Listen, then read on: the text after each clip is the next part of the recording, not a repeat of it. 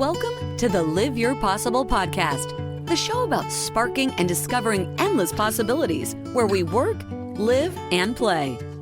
A safe place where we can help you peel back the cover to what may be blocking you from being your most authentic and happiest self.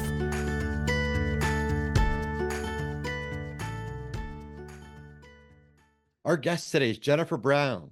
She is a globally recognized DEI thought leader, highly sought after speaker, award-winning entrepreneur, and best-selling author. Jennifer envisions inclusive organizations where all of us can thrive. As someone who has experienced both the advantages of privilege and the sting of stigma, Jennifer is boldly redefining what it means to truly belong in the workplace, in our families, and in our communities. Jennifer speaks her truths. She openly shares her powerful and unforgettable true story with audiences to help us challenge our assumptions about ourselves, about leaders and others, and to take meaningful action today for a more inclusive tomorrow. Jennifer believes leaders who intentionally move from certainty to authenticity, transparency, and vulnerability will build a culture where people are welcomed, valued, respected, and heard. Listen to how we navigate the future without precedent and where we can create the space where people are accepted to be their best and achieve things once deemed impossible. Be sure to hear Jennifer's incredible gift to all of you at the end of the episode as she defines a path for you to reach within and to live your possible in the community needing your voice today. Enjoy the show. Jennifer Brown, good to see you and welcome to the Live Your Possible podcast. Thank you, Darrin. I'm so glad to be here. Oh my gosh, it's great to see you again. We just met each other this summer at the next Pivot Points event, the allyship event at NYU. You're amazing. Oh, thank you. That conversation, that audience, those are my people. And so it was delightful to be together. And boy, are we drawing on that now. And I think as we sort of accelerate to the end of the year and look into next year, and kind of anticipate this work and how it's going to change and be challenged in new ways that we probably can't even imagine, but many that we can. So I think it's a good time to reassess and also find our community. Yes, I agree. And there were definitely wonderful people there. And as we talk about challenges, there's lots of opportunities, as you mentioned. As you think about what you're coming into this conversation with today, what is top of mind? Oh, goodness. Well, I've been in the work of DEI, which used to be just D when I started, and the I and the E and the B and the J and all the things have been, and the A have been added and shuffled. But I've been in a long time, and we've seen the ebbs and flows and the pendulum swings, and we've been through really serious challenges. Both as on the work itself as practitioners, but I also as a business owner in this space for 20 years.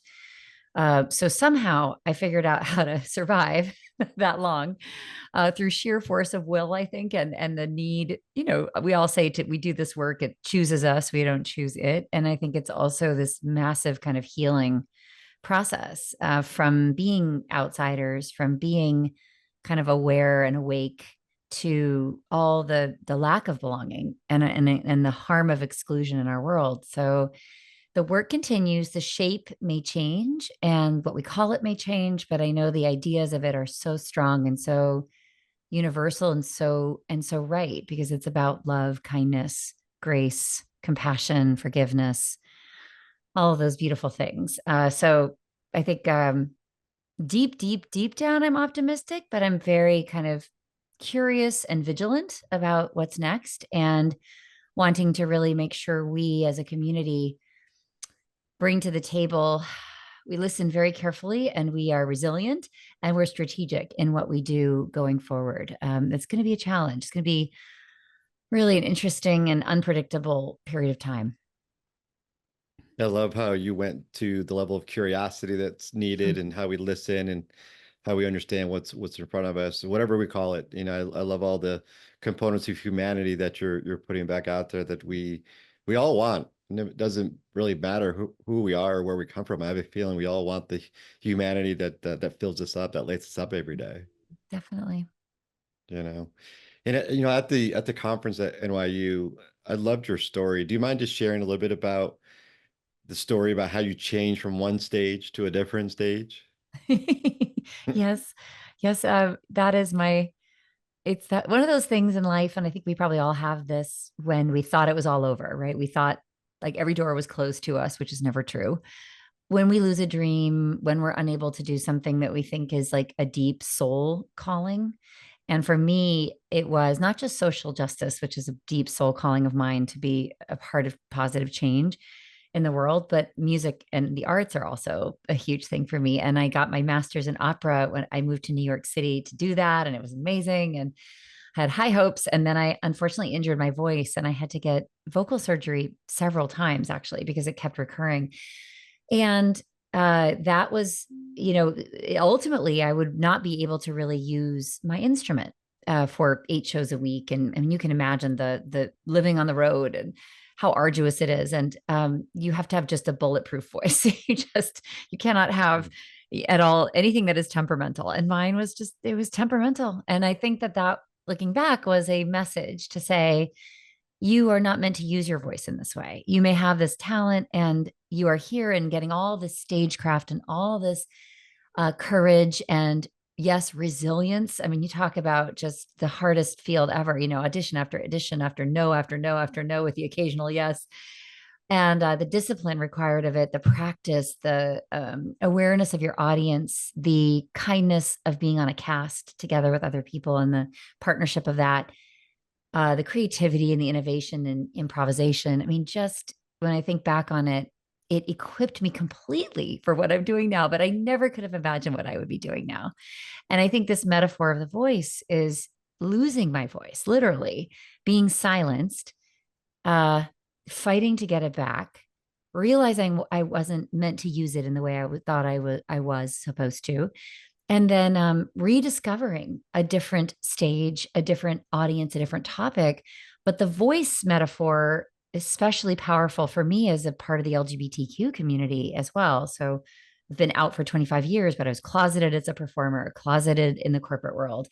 And I finally, over these many years of 20 years of owning this business, am now, I'm still not fully aligned. I don't think any of us are, but I'm so much closer to aligned to my voice and my purpose, which is to give voice to what's not voiced and who hasn't had a voice, and use my voice to do that and to amplify that. And it's just such this beautiful full circle moment that I never expected. And you only really understand how these are like lights on a string. They all relate.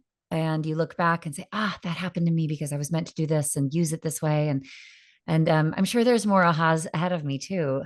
But that sort of really crucible moment, we have these in our lives, and I think they really matter when we string them together and understand how they relate to each other, how they feed each other, and nothing is lost in our lives. I think if we learn the right thing and then we bring it forward, and then if we're on stage and we're lucky enough to be able to say, here's the learning I had, to me, the learning then I want to pass my audience is the universal truth of what I learned, which is how are all of us utilizing the voice that we've been given? And in the voice in every definition of the word, how are we using it to uplift, to shine a light, to be courageous, to enable courage in others, to shine a light in someone else's darkness, to pave the way or show the way for others to be heard and seen. Um, all this work, we're doing it for ourselves and we're also doing it for the next generation. So it's just very, very beautiful. And I'm so grateful that it sort of led me on this path. And and now we all have a lot of work to do to shine a lot of light and, shore ourselves up and remember all that resilience that we have. But we all have that. That's all possible within us. The ingredients are in us. Life is about peeling the onion and getting to that light in us and then amplifying it in the world and believing that there is someone that needs to see you and to hear you and to understand their life through your storytelling about yours. And it's just beautiful when that happens. That's very touching and beautiful, beautiful story about your voice and, that connection to your ability to share what you've been going through, your vulnerability. You talk about resiliency. I mean, you're living it. And I love how you say often around how you're trying to open doorways for others, and you're not telling people, right? You're sharing, you're walking the talk about who you are, and you're proud of it, and having others turn their lights on, if you will. Like I kind of had this visual when you're talking about the light string, that there was one light that was out, so the whole string was out. And Oh, then when your right. voice started to talk, all of your lights went on at the same time. That's beautiful. I'm going to steal that, Darrin. Well, it's your story and it's amazing. So, and it's great because you're showing and sharing folks that we can do that. And I've recognized people, I've talked with them. I know I'm sure people on your podcast as well. When people are vulnerable, people pick us up, and that Mm. people have picked you up along the way. Have you noticed that, or have there been some moments in your life that have gotten you to this point to speak to this level and to share your voice the way you're doing? So have there been certain events, maybe certain people that have helped you along the way? Oh, definitely. Definitely, definitely.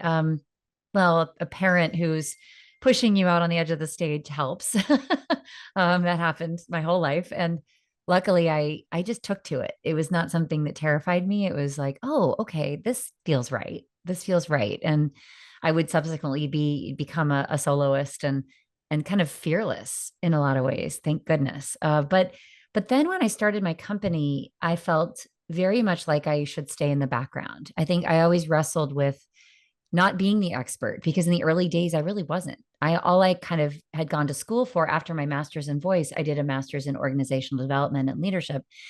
And all I knew is I could facilitate discussions, but I certainly didn't have the expertise because I was beginning this new career. And the expertise would end up building over 20 years in leadership and org change and human psychology and all those great things. But Hmm. it took a long, long time for me to kind of come to the front. Um, and I do credit many people who saw in me something that I didn't yet see in myself and who encouraged me and stretched me and put me in positions that were uncomfortable and said, you are ready for this, or why aren't you doing this, or you are this person. Even writing a first book is and second book and third book is terrifying. The minute you kind of send that final thing back to the publisher to hit the go button, you still get imposter syndrome. You still think, does my voice matter? Does my story matter? Am I saying something that's already been said? Does it, oh, like, is anyone going to resonate with this? And is it going to be redundant? I mean, just so many doubts. And I think at some point you've got to talk about listening. You have to listen to people around you if you're fortunate enough. And I deeply hope that everybody listening to this has the encouragers in your world and the people that are able to see you for everything you could be and more, and to take those leaps of faith over and over again towards that. I think this world right now, particularly Darrin, needs the bigger story, the person to kind of really stretch themselves, because desperately someone needs to see you now, like more than ever. And never assuming that your story isn't consequential, that somebody doesn't need to hear it, that it's been said before, whatever form it's in. I mean, it can be your own business, it could be your keynote speech, it can be a book someday hopefully you will write, but the way you've pivoted through your life has taught you a lot of wisdom, whether you see it that way or not. And many of us, I think, kill our story before it has had a chance to really blossom, and really beautify the world. And right now, we could save lives with those stories, truly. And getting over our own hurdles of fear and self-doubt and imposter syndrome and stigma and all the ways we've internalized what the world says about who we are, overcoming that and owning all of that, and then being able to Hmm. stand on stage and tell it is, to me, the work of life. And I have more of that to do, I'm sure, in my future as I kind of continue to, get deeper and more authentic and even more real and more brave. That work never ends. But I would wish that all of us as change makers can kind of like accelerate that journey, so because the world really, really needs us more than ever. Yeah, I love that you're sharing. It's so relatable about the imposter syndrome and the doubt, Mm. and does our voice matter? Does our story matter? Like you said, redundant. And it's fascinating because like you have a website called Jennifer Brown Speaks. So uh Pretty bold. and you have those feelings. I mean, so anybody listening, I right? know. It's relatable. It's relatable. And Thank you're you. right. And the connection is we all have different lived experiences. You talk about that quite a bit, and Yeah. respecting our differences in our lived experiences. That alone is our unique voice that's waiting to come Mm-hmm. screaming. Like a megaphone was put in front of someone that wasn't heard in the past. And we need to allow for that and accept it and embrace it. And I'm curious because we know there's uncertainty. This is being recorded after the recent election here in the US. And how are you helping leaders through the potential change, the unknown? We often talk about trying to equip leaders for a future without precedent. Like how do we get people to continue forward Mm. and to make that change, to be resilient? And then I'd love to follow up with that. How do we get into your, some of your continuums in your book, how to Mm. how to help guide leaders with being an inclusive leader? So maybe tie that in or whatever you'd like. Mm-hmm. But I'd Mm-hmm. like to kind of, how do we encourage folks right now with what's going on? Yeah. Well, I think regardless of how the election turned out, and there's some really interesting things to mine in that too, because there's exclusion that happened, I think, in the strategy, some of our strategies, political strategies, whether we intended it or not, somehow we've ended up extremely polarized from each other, but still actually experiencing our own version of not feeling seen and heard and excluded. So, a big challenge for all of us is to really say to ourselves, am I including or being inclusive of everyone? Like, am I truly listening? Am I truly curious about different viewpoints, about different, reasons, real reasons that matter for people's voting decisions, et cetera? And that can be very hard because it's so much easier to kind of, lean into the choir and people that agree with Hmm. us. But um, there are there are shared fears. Our decisions might be different as a result of those fears, but this world is a future without precedent. I love what you just said. It's future without a roadmap.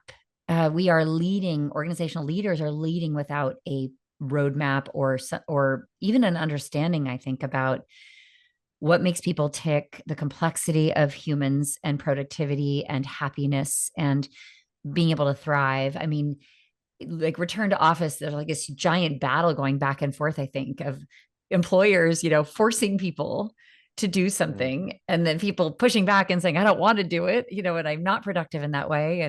And there's just this like battle around agency, I think, and power. It's a total power struggle, I'm enjoying watching. I mean, I don't know if I'll say like, I have the answer, but I think it's fascinating to watch that. And then to think about leaders in the middle trying to strike this balance of accountability to the institution, but also everything I hope a good leader has learned in the last couple of years, which is empathy, compassion, flexibility, transparency, um, agility, and resilience, and curiosity about how can I enable each person around me to feel a sense of belonging and psychological safety so that they can do their best work. If you are a leader that's not asking yourself that on a regular basis, then you haven't been paying attention.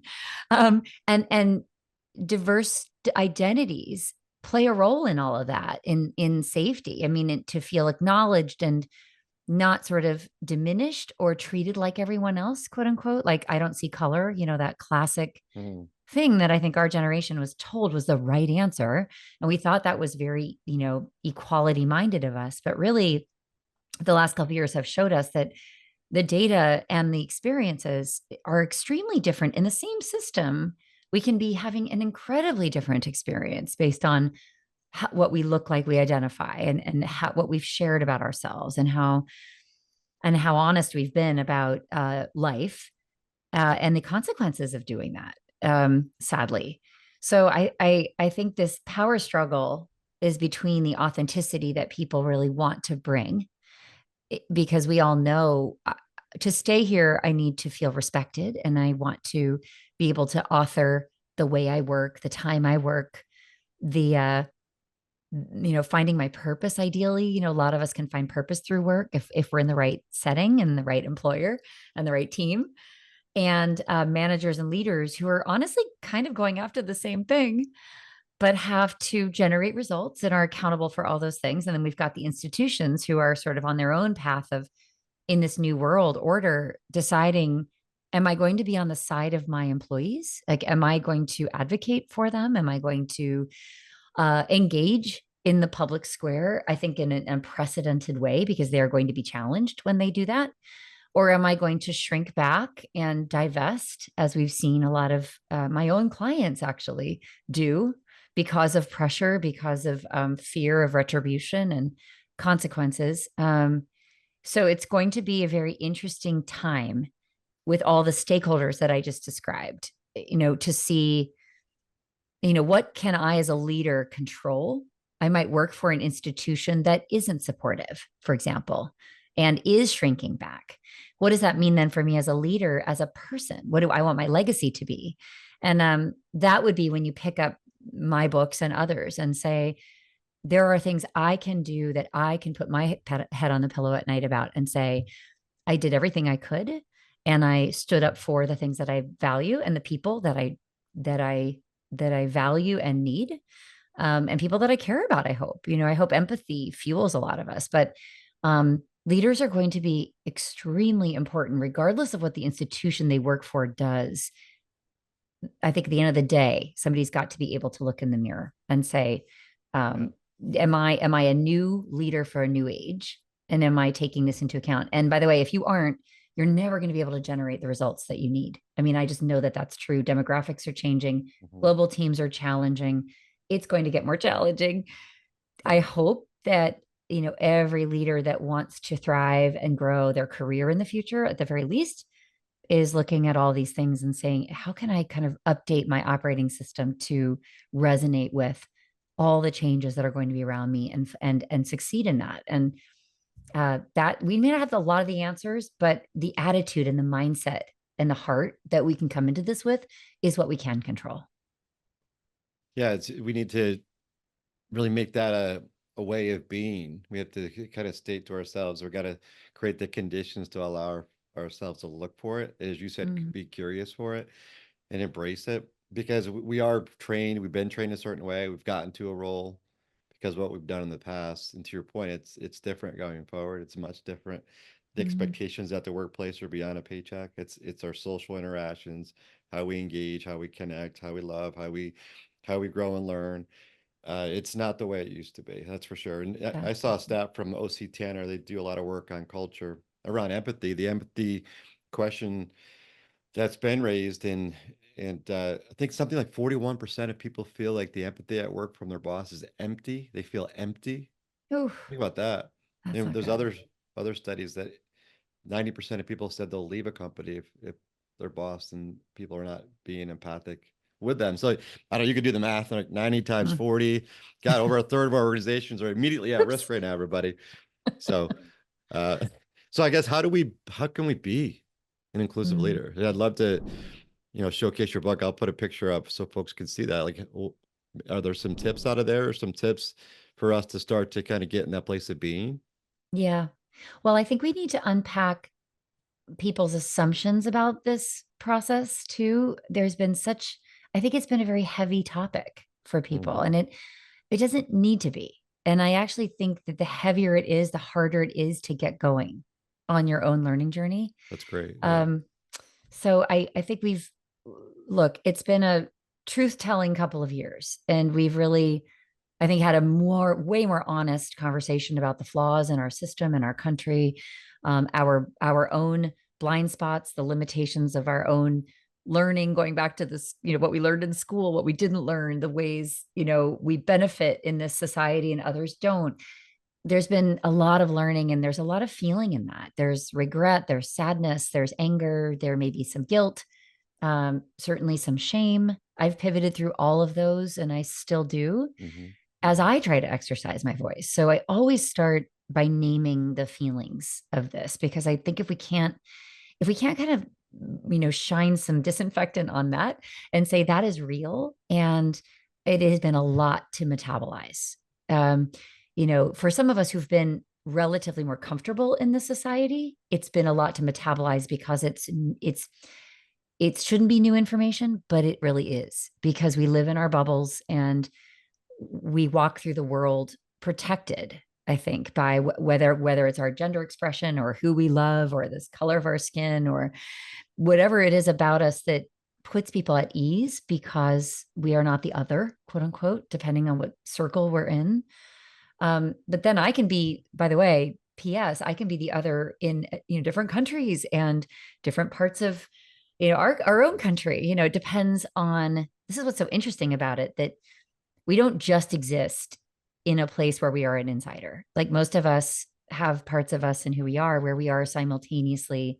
Like I said, I'm LGBTQ plus, right? So that's given me an outside in approach to how I teach and how I understand myself, but I'm also an insider based on other identities that I carry. So my theory, and this is the data as well, is we are all these different things. And it just depends kind of which room we're in and which community we're in and how we're viewed and what's visible about us versus what's invisible about us as well. I mean, we could be a part of the community with disabilities, but nobody would ever know.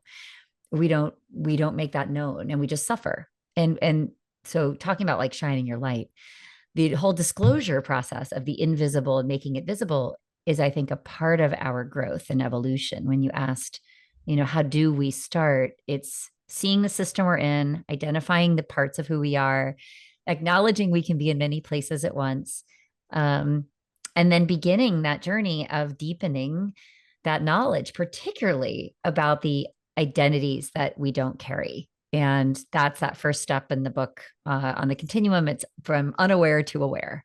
And it's literally like coming into, okay, now I know what I don't know. And it's making a plan to expose ourselves to different identities, friends in those identities, communities, being a fly on the wall, consuming media strategically, all the things we can do. But then it's not enough to stay there. It moves to the third phase in the model, which is active. So we went from unaware to aware to active. And active is, okay, I know, I barely know what I'm starting to know. And so I'm beginning to, get into that arena that Brené Brown talks about. I'm beginning to engage. I'm beginning to use new language. I'm beginning to act differently, behave differently, raise uncomfortable conversations with peers, for example, or beginning to storytell more honestly about invisible diversity dimensions, or I'm beginning to invite deeper, more empathy and begin to say, I'm going to prioritize things that I invite from my team and from my colleagues and coworkers, and I'm going to do the same. So I think we're in that messy place, and it's awkward and experimental and uncertain, and we may need to apologize, and we may need to say, I would recommend we say, there's so much I don't know, and there's so much I'm learning, and there's so much I care about. And here's me in process. Like, you are seeing me kind of develop and change and try and not do so well and come back in and try again. And this is, if you want to help me on this journey, I would be deeply grateful. That's what we can ask, but I think we need to do the work on the journey and not lean too much on others, but have the partnership of others. And then that's active phase 3. And the last phase is phase 4, which is advocate. And I think the advocate level is a squeaky wheel. It's a noisy change maker. It's somebody who's, done their homework and knows how to inhabit both the insider and the outsider, and uses both of those to leverage change and create it and spark it and challenge themselves and others. And they have this sort of lots of energy for it. And those of us that do that a lot I worry about fatigue and burnout for us, because it can feel and has felt that very few of us are carrying the water for change at the institutional level. So that's the need for allyship. And Darrin, that's where you and I met at an allyship summit, literally, to say, how can we get more folks to kind of chip in and lessen the labor and the stress on people who have been the only their whole lives? And how can we step in and join hands and really kind of strengthen each other? And that's a beautiful question coming into 2025. That's what I'm sitting with is we could do a lot more with that if we have more folks kind of saying, hey, I'm going to roll up my sleeves. What can I do? Yeah. Now, when you think about allyship, is it one way? Is it two way? Is it multidimensional?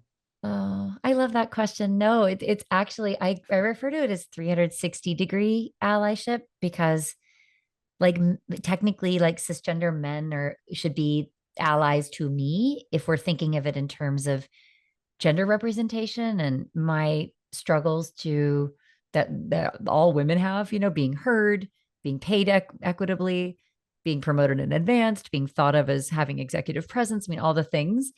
But really, I feel very much like I can be an ally to people that may have on paper more privilege than I do because I can extend learnings that I have from whoever I am. I mean, even my, I would say the marginalized identities that I carry have so much wisdom in them that I can actually impart and hold space for and encourage in others and support them on their journey. So I think actually I love your question that it goes all directions. And if we think about that, then that actually shifts the whole privilege binary, which is, oh, you're a white guy, you have all the privilege and I have none. That is never true. We have a mix of things that we can use, and we all have so much we could be deploying in this effort from all the identities that we carry. And I think that's so activating too, because that's an invitation to everyone of every identity. I do not want, and this has happened, people to say, I have nothing to give. I have nothing to contribute. I've been so fortunate in my life that I've never dealt with this, and I don't even know what that is, and no microaggressions and no whatever. Fabulous. Talk about it. Say that. Say, okay, now what am I doing with that? What does that mean I have access to? What does that mean I can do that somebody else can't? And what am I actually enabling to shift that truth, that current state towards a better future state? So it's just beautiful to think about all that we can do. And I think that's the 2.0, Darrin, that's the evolution of allyship that I would like to see in the new year as well. And this is not new to me, but I think it's a bit of it's a shift in a paradigm and how people think about it. It's not the usual privilege is a word nobody wants to talk about because it's been like used, I think, in an incomplete way. Yeah. Yeah, I agree. I mean, and I appreciate you speaking to your truths and the privilege that you have and that you don't have. And, Mm, that's part of your story. It's part of what you talk about in your book. And you speak so freely. And I love that. Just to be able to have like conversations and inviting other people to have those conversations with you and with me and to others, no matter where people are coming from. Because I do fear at times where when I'm supporting, people are looking at me like, why are you?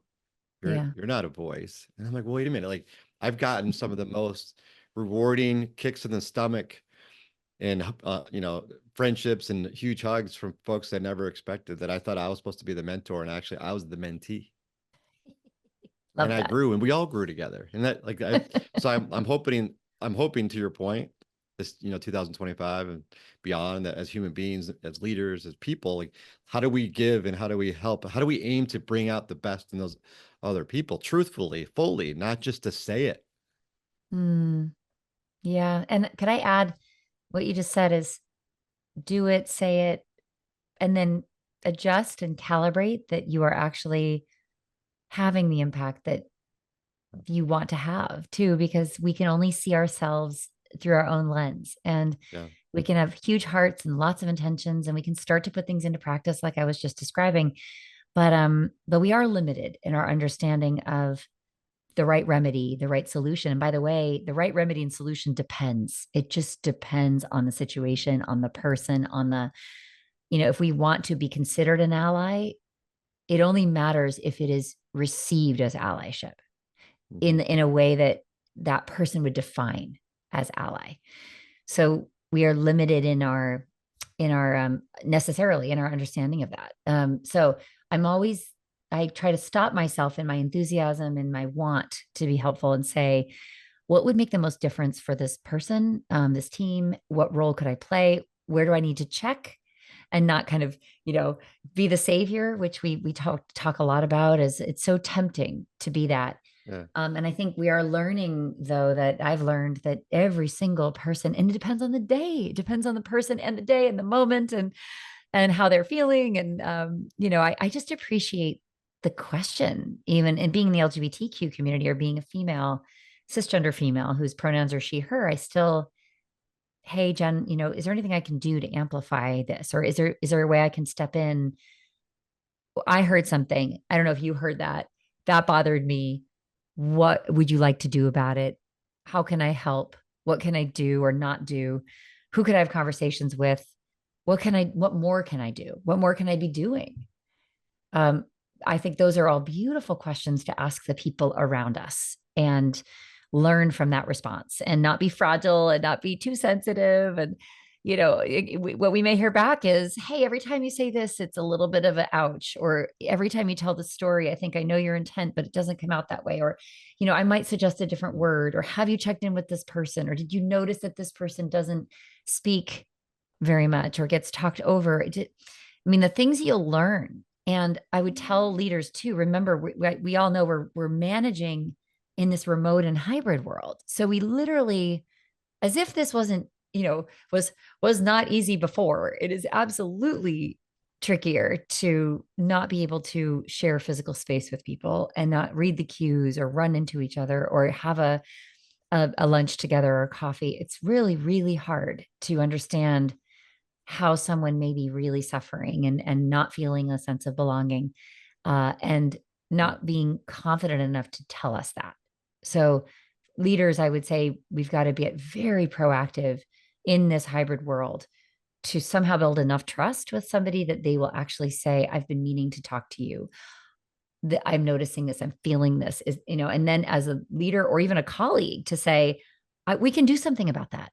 Let's take that on. Let's address it. So it's a real challenge, but this is our new world. And I think I like it because it's actually kicking us in the butt to be, I think, more intentional and more overt. And that's always been needed in this world. To shift systems, they're not going to shift through good intentions. They're going to shift through the right actions at scale. And that's what's going to change the workplace for the better. Yeah, you're getting to that third step about action. And as we think about leadership in the future, it's going to be different, as we've talked about. And I think inquiry is a great way to go about it, as you're saying, like basically speak into what is available, making it safe for folks that you're really going to listen to this genuinely. You're going to have that compassion and empathy thing that's real. And by the way, I've seen pictures from scientists that our mind, our brain literally lights up when we have true empathy. So talk about lighting up the world, as you're talking about and as you're doing that through your ability to speak into the listening that's available, asking those questions that are important to people to allow folks to actually share and not react, right? It's to build with the other people that are sharing those ideas, maybe insecurities, maybe vulnerabilities, maybe uncertainty, and then allowing ourselves to be able to work with that together. And that'll really preserve what I think we're trying to create together going forward. That's right. That's right. Beautifully said. Yeah. Even things like the imposter syndrome, it's interesting. Like, so many of us know what that is deeply, and then others of us probably haven't experienced it or even heard of it. And so when you talked about mentoring and mentors and mentees and who we typically think of as each of those, flipping it around, there's mentoring that needs to go both ways. And for someone that's never felt imposter syndrome to truly dig into, make it safe for somebody to share that, understand how that is experienced, validate it, and understand the system that created that result in that human, that it's not just, oh, this person is not confident or not working hard enough or not pulling themselves up by their bootstraps. It's not about that. And then the ownership and accountability to say, if you haven't felt something directly, still taking accountability for the fact that that exists and that continues to create that imposter syndrome in so many people. That to me is the interesting part of that. And that's the takeaway, which is, why does this system create and perpetuate people's perception that they need to play small, that they aren't capable, that they don't have what it takes? Why does that happen? That is the inquiry into the system, and I love I also think a lot about the metaphor of downstream and upstream. I think in the downstream mindset, we put the Band-Aid on things. We play whack-a-mole. We try to solve without really swimming upstream to understand the root cause. And if we go upstream, those are the harder questions. They're the systems lens to say, why does this continue to happen? And can we go to the source of it? And the source is complex. I mean, it's the world of work and the workplace wasn't built by and for so many of us. We were not at the table to influence that.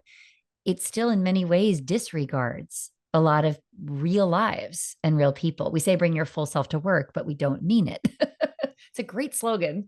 Um, so we continue to kind of perpetuate, and then we wonder why we still have the pay gap. We still have promotion and advancement challenges and lack of representation, and people keep quitting, and we have retention and turnover issues, so we can either have the downstream, structure and treat the symptoms, or we can really kind of use this year to question the way we've always done things in business as usual, quote unquote. And this is going to be hard, Darrin, because I think the business world is so reactive and so short term in its thinking, and so unfortunately incentivized by shareholder capitalism versus stakeholder capitalism. And I fear we're sort of going back to a less human centered year ahead, with that vibe, of course, coming from the political environment.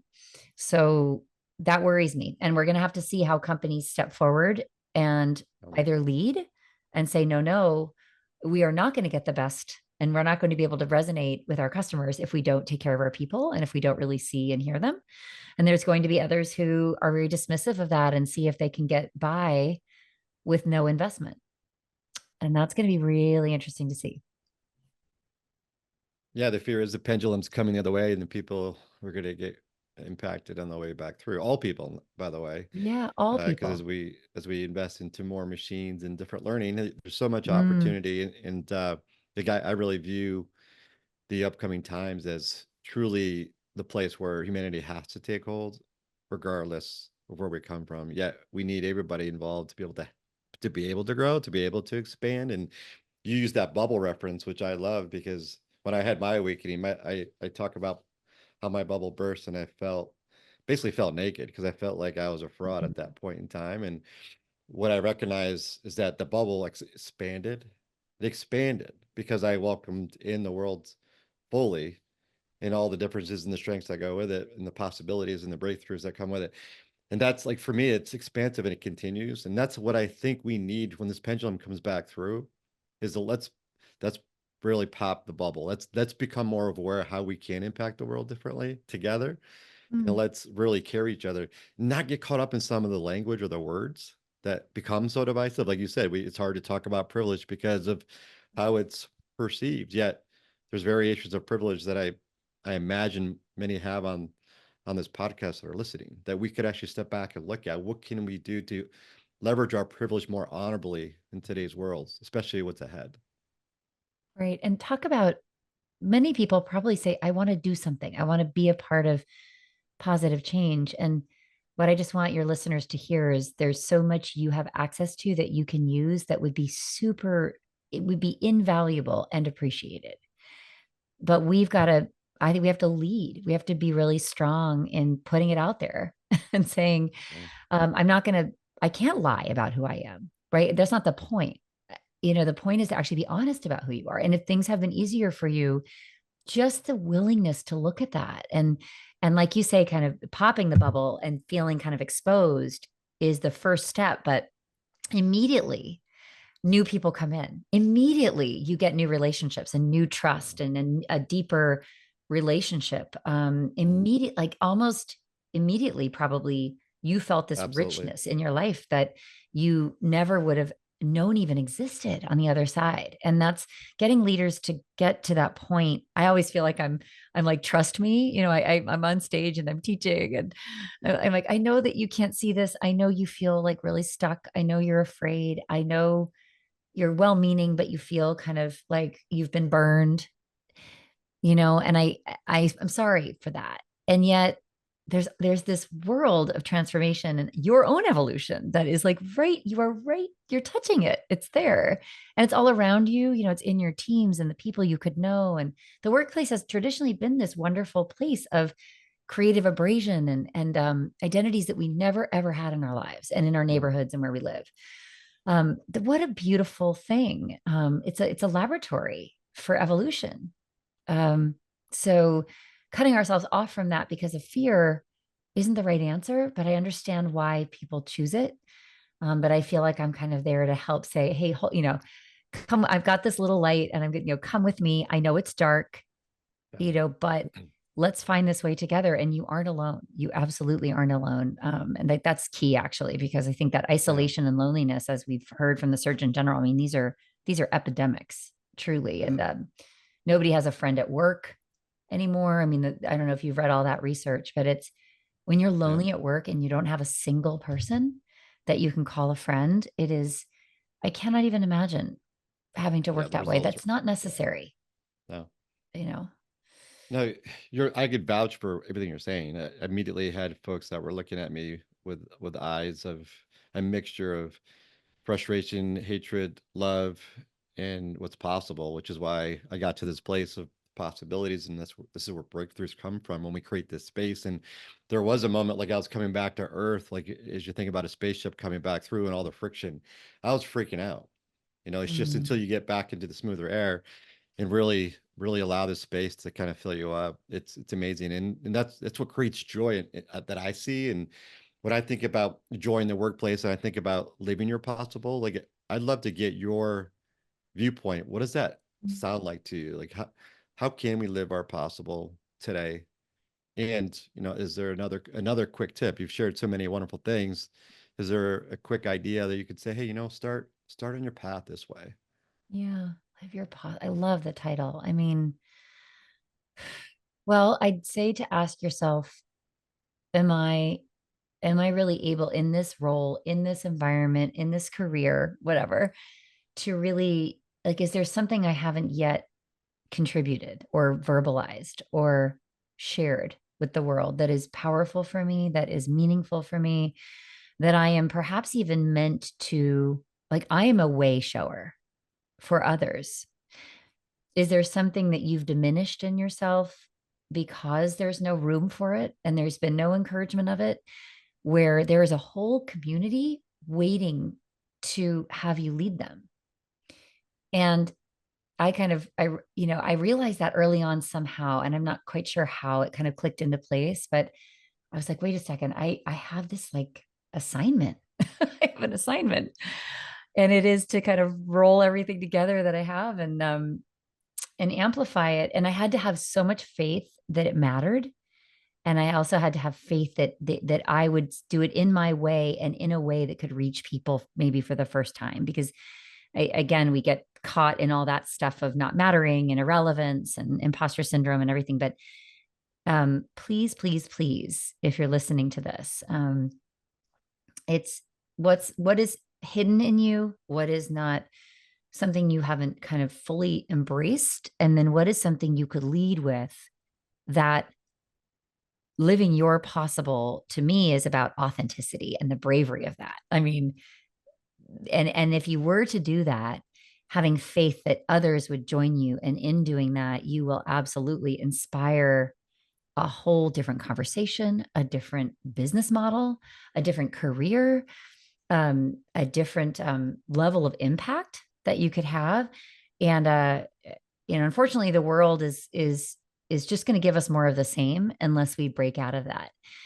And then find your people that will support you in that exploration and in the bravery you will surely need to live your possible, because all your own demons and voices will absolutely try to shut you down. And then the world will try to shut you down probably too, because you may scare people, you may threaten people, you may make them uncomfortable just by being you. But by being you, that is what changes the world. So, just kind of, I don't know, to me, this is a call to sort of grab your weapon, and really but really it's about it's just the seeing the change maker in yourself. And I believe we all have something like that in ourselves. Whether we ever bring it to light is the question. And maybe we do it late in life. Like, it's never, ever It's not too late. And in fact, maybe we don't have the bravery until we are a little more mature to actually do it. Or we're in that age of, I don't care anymore. I'm going to say the thing. I'm going to live my truth. I'm going to be that messenger. I think there's something about age and wisdom and, not giving, you know what, that we're like, it's now or never. And also when for me, I've crossed 50 and it's like, oh boy, I better make sure I've done everything that I need to do. And I fulfilled the things I was given and done the thing I needed to do with the things that I was given. That's when you start to look at it that way, you realize time is not infinite anymore, like it felt. And, have you completed what you were here to complete? Man, I love that question. It's one I sit with every day. Well, thank you for that beautiful gift and thought process for us to ponder and start to really live our possible every day. It takes one step, and I Yeah. appreciate that very much. And I think this would be a great spot to close out. And Jennifer, I know I could speak with you all day. I am Mm, here with you. Talk about community. I'm here to help you realize, your vision, your goals, and whatever I can do, I'm here. So keep that in mind. And thank for you. all those that are listening, reach out. Think about how you can make an impact today, because it's right in front of you. Let's not let the future happen by itself. Let's be intentional about what we want to see in the future and make it happen.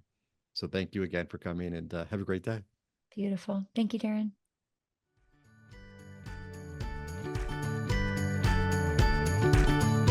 That's all for today's episode. If you liked the show, please don't forget to like, share, and subscribe so you don't miss the next one. Live Your Possible dares to unlock your fullest potential and become an avenue for others to do the same. Join the community by visiting ignitehappy.com. It's time to discover endless possibilities with equal opportunity for all.